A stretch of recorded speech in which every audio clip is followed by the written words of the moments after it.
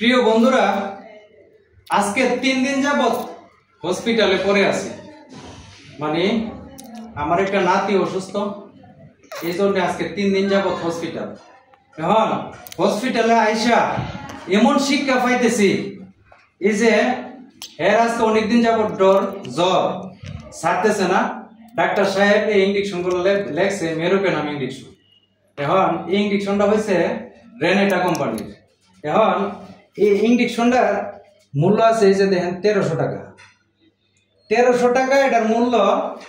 এটা এই হসপিটালের ফার্মেসিতে আমার থেকে রাখছে হেরা 950 টাকা করে। আচ্ছা, 950 টাকা করে রাখে মানে আমি 3 দিন হসপিটালে ছিলাম, 3 দিনে 3টে ইঞ্জেকশন লাগছে।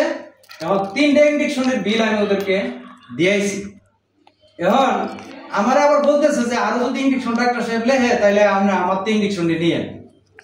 তখন আমি তো ভাবলাম যে না, অবশ্যই এর মধ্যে কোনো গুজর আছে। তখন আমি ইঞ্জেকশনটি কেনার জন্য বাইরে পাইকারি দোকানে গেলাম। তখন পাইকারি দোকানে গিয়া আমি ইঞ্জেকশনটা কিনে আনলাম মানে 750 টাকা করে। মানে হসপিটালের ফার্মেসিতে আমাদের রাখছে 950 টাকা করে, আর বাইরের থেকে কিনে আনলাম আমি 750 টাকা করে। এখন আমি কোম্পানিরে বলি যে কোম্পানি যে 1300 টাকা এটা রেট দিল, এটা কোন রেট? মানে হসপিটালে হেরা রাখতেছে 950, আর বাইরের থেকে গিয়ে পাইকারি দোকানটা আনলাম আমি 750 টাকা। ভাই, অসুস্থ হইলে মানুষ কি মানুষরে এইভাবে জব করে? এইভাবে জব করে। আমি এখন নিচে ফার্মেসিতে গিয়ে ওনাকে জিজ্ঞাসা করলাম যে আমাদের 3টে ইঞ্জেকশনে আপনি 200 টাকা করে 600 টাকা আপনি বেশি রাখছেন।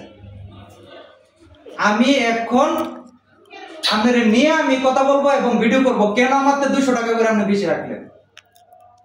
উনি এখন আমার কাছে হাত জোর করা শুরু করছে, রিকোয়েস্ট করা শুরু করছে।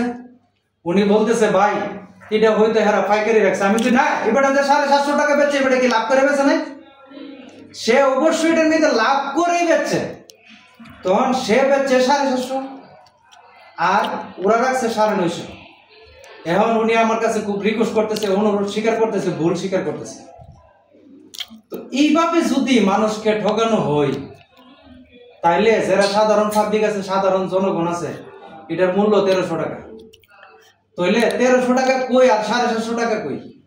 আপনারা একটু চিন্তা করেন, আমরা কোন দেশে বাস করি? এগুলা কিভাবে সমাধান হবে, কিভাবে সমাধান করা যায় বলে আপনার কাছে আমি এটা প্রস্তাব রাখলাম যে কিভাবে এটা সমাধান হবে। খুব আশ্চর্যজনক বিষয়। আজকে 3 দিন যাবত হাসপাতাল কইতে টাকা আনতেছি, কইতে টাকা কি করতেছি না করতেছি একমাত্র আমি জানি।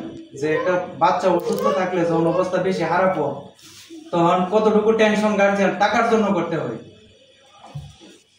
তো ধন্যবাদ সবাইকে, সবাই ভালো থাকুন। আসসালামু আলাইকুম।